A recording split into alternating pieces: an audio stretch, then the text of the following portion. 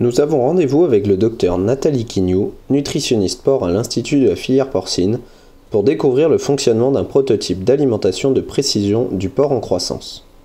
Bienvenue à la station expérimentale de l'IFIP, l'Institut de la filière porcine en France. Nous sommes à Romillé, en Bretagne. C'est ici que nous effectuons les essais de démonstration du projet européen H2020 Feed-a-Gene.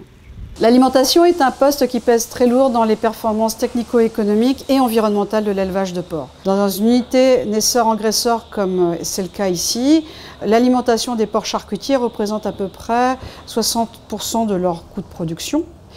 Et l'alimentation explique également, des charcutiers, explique à peu près 60-70% également des impacts environnementaux, rejet d'azote, rejet de phosphore, production de gaz à effet de serre. Cela explique que nous nous intéressions particulièrement à ce stade de production. Pourquoi l'alimentation de précision est-elle considérée comme innovante et prometteuse? Par une alimentation plus précise, eh bien, nous avons pour ambition de réduire l'impact environnemental des animaux en évitant le gaspillage de nutriments, faire en sorte qu'il y ait moins de rejets dans l'environnement, faire en sorte qu'il y ait également moins de coûts économiques de l'aliment. Et également, par cette alimentation de précision, nous avons pour ambition de mieux maîtriser l'hétérogénéité des porcs en fin d'engraissement, puisque c'est également un facteur très important à prendre en compte pour l'éleveur. L'alimentation de précision est au cœur du projet européen Feed-a-Gene qui rassemble 23 partenaires issus de 9 pays. Pouvez-vous nous décrire les différentes étapes de ce vaste projet?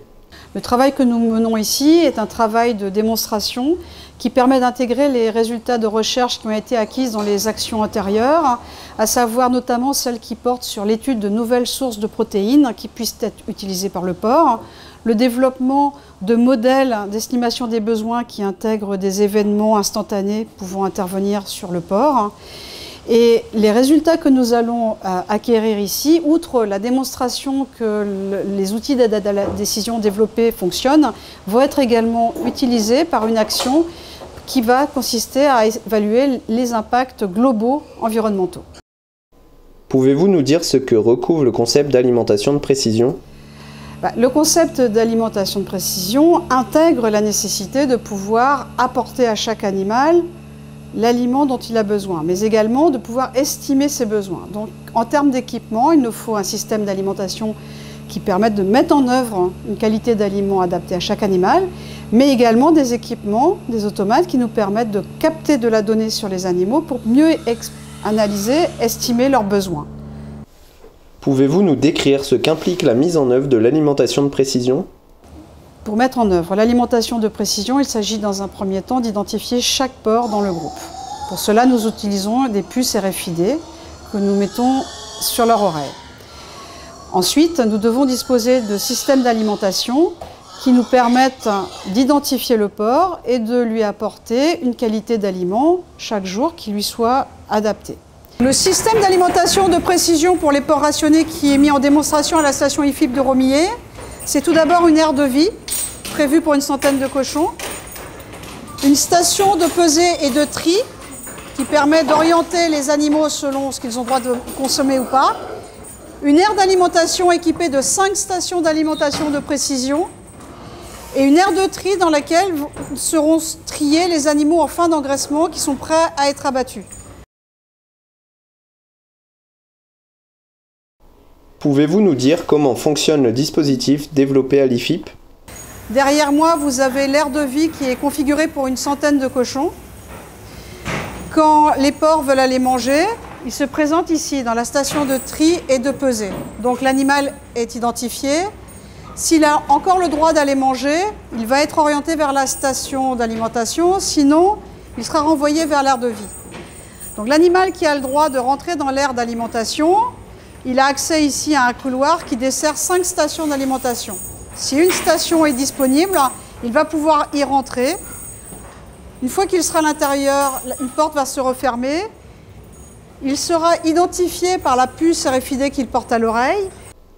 Est-ce que tous les animaux s'adaptent à ces conditions d'élevage? Les animaux rentrent vers 70 jours d'âge. Et pendant les premiers jours, nous leur laissons la liberté de pouvoir explorer la case.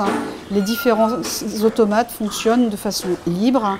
Puis au bout de 4 jours, nous fermons la station de tri pour la faire fonctionner en mode automatique afin que les animaux s'adaptent déjà au passage par ce point clé du dispositif pour avoir accès à la zone d'alimentation. Puis au bout d'une semaine, nous commençons la conduite en mode automatique, c'est-à-dire l'alimentation de précision à proprement parler. Quelles sont les spécificités du système quand on veut l'utiliser avec des porcs rationnés?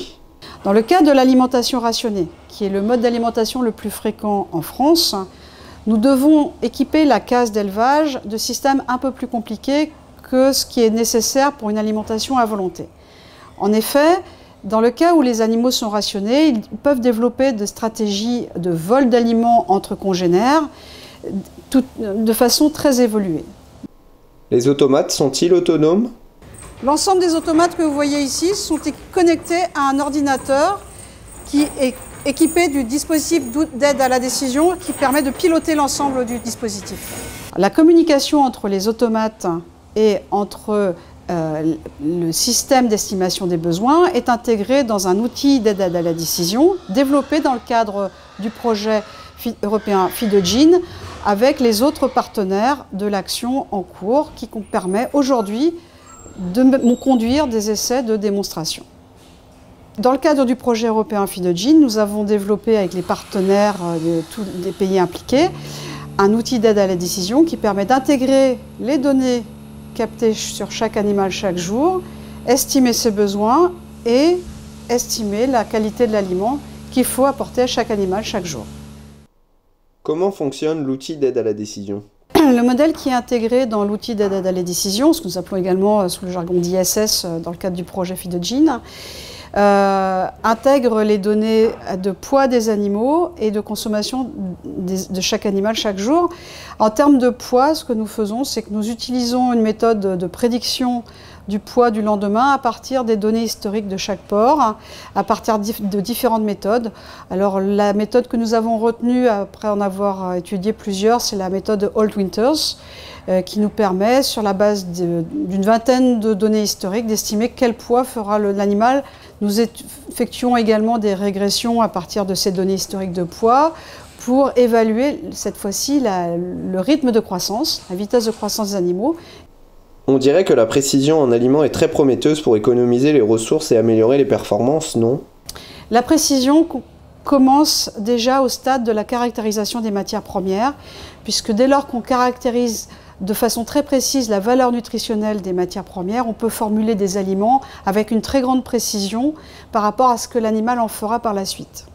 Donc lorsque nous formulons des aliments à basse teneur en protéines, par exemple, nous sommes capables aujourd'hui d'assurer le même apport en acides aminés essentiels qu'avec un aliment plus riche en protéines, mais en se faisant de réduire entre 30 et 40% les rejets azotés.